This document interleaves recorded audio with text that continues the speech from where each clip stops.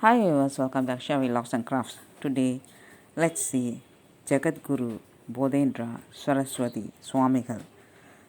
About him. He was born in Kanchipuram. There was a couple in Kanchipuram by the name of Kesava Pandurangan and Suguna. They did not have a child for many years.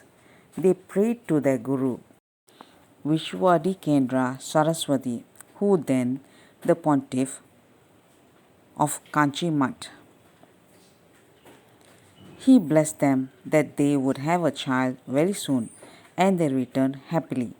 They then had a child boy born to them shortly in the year 1610. They named him Purushottamam. Purushottamam was a very bright child. They performed his Ubanyasam sacred thread ceremony and took him to their guru, Vishwadi Kendra Saraswathi. Their guru inquired who the child was, and they replied that it was the guru's child. The guru then asked Kesava Pandurangan if he would give the child to the mutt, if he really meant that he was his child. Kesava Pandurangan then happily gave Purushottaman to Vishwadi Kendra Saraswathi. The guru arranged for a teacher who would teach Purushottaman all the Vedas and Sastras. Purushottaman studied along with another boy called Jnanasakaran. He finished all his studies when he was only 18. The only thing left to be learned was Brahma Vidya, and he wanted to learn this from his guru. And Vishwadi Kendra had also promised that he would teach him Brahma Vidya personally. However, Vishwadi Kendra had gone on a yatra and was now in Kasi. Purushottaman and Jnanasakaran had to walk from Kanchi to Kasi. One day they started their journey to Kasi to meet their guru. Jnanasakaran was good in astrology and knew that he would die on the way to Kasi.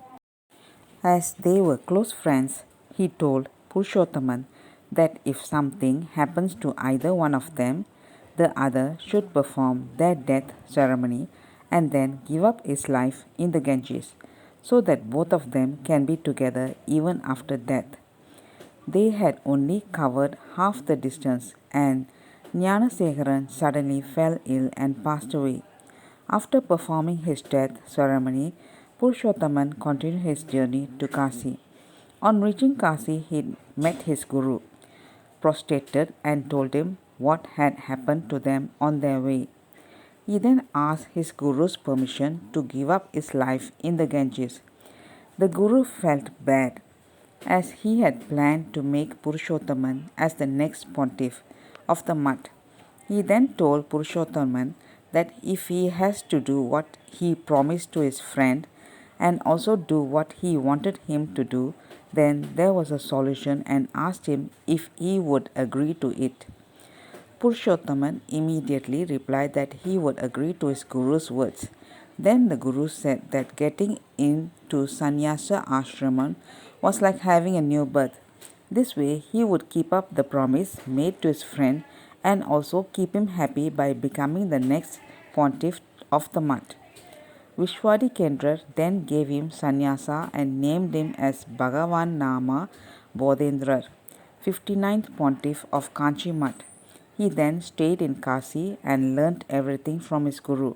His guru then asked him to go back to South India and do Nama Pracharam and show the power of Bhagavan Nama. On reaching Kanchi, he wrote several books as desired by his guru. Some of them that are available today are Bhagavan Nama Rasodayam, Bhagavan Nama Rasanarvam, and Bhagavan Nama Rasayanam. Bodendran was waiting for his guru to come back so that he could show his books to him. Vishwadi Kendra Saraswathi finished his yatra and came back to Kanchi. Vishwadi Kendra Saraswathi was very happy with his work and asked him to preach the importance of Bhagavan Nama. Bodendra then travelled across India and made everyone chant Rama Nama, and also preached that the only way to attain God in this Kali Yuga was chanting the name of God. One day, kids were playing in the banks of Kaveri. They would keep their feet in the mud and close it with mud, and then removed the disappearing leg from the sand. Bodendra had now planned to leave this world. So he went to the children and said that he would come out if they buried him inside the sand.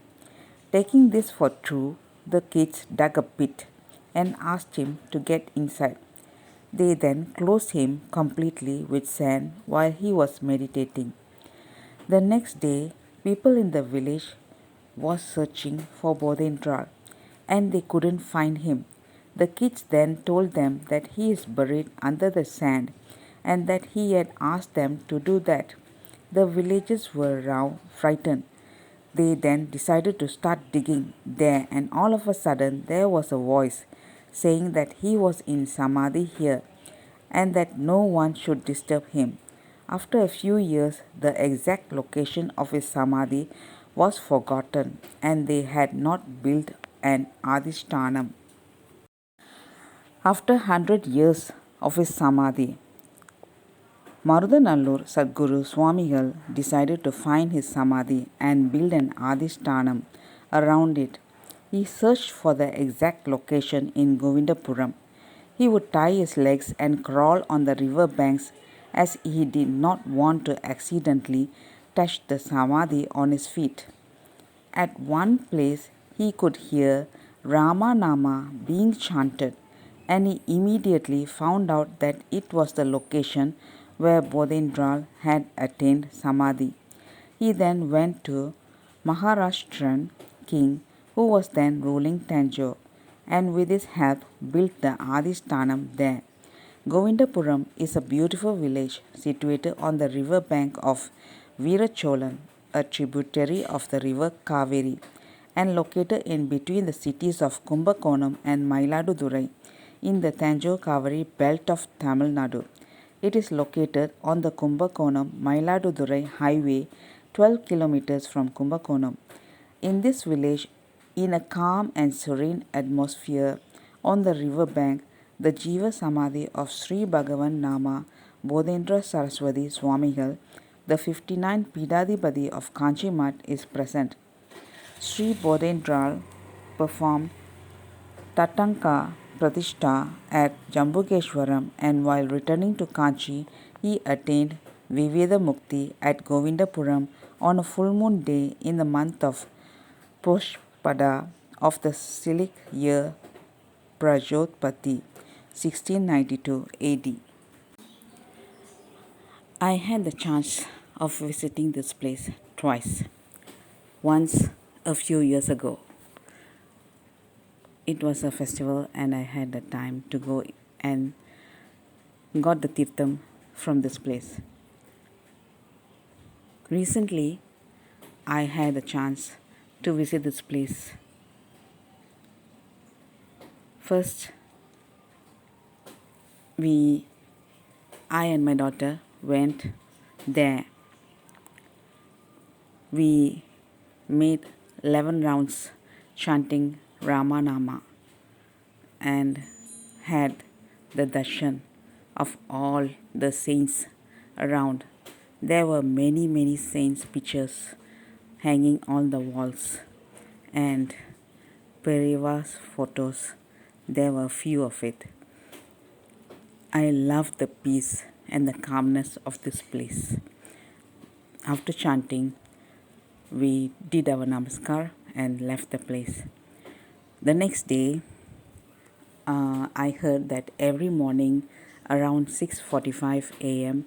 they have Abhishekam for Saint Bodendra. So, I and my daughter with friends visited this place and we chanted Rama Nama and we had the darshan of Abhishekam for this Lord. I thank this Lord for giving his darshan to us. I wish all of us have the chance. Please do go to this place and get his darshan. This place is between Govindapuram,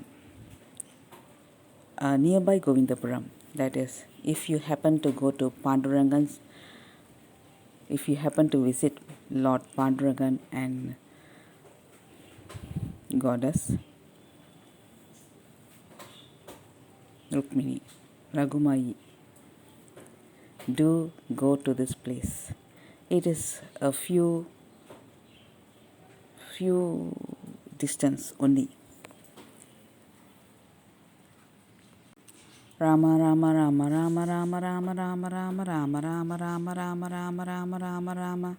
Thank you, friends. Bye bye, friends.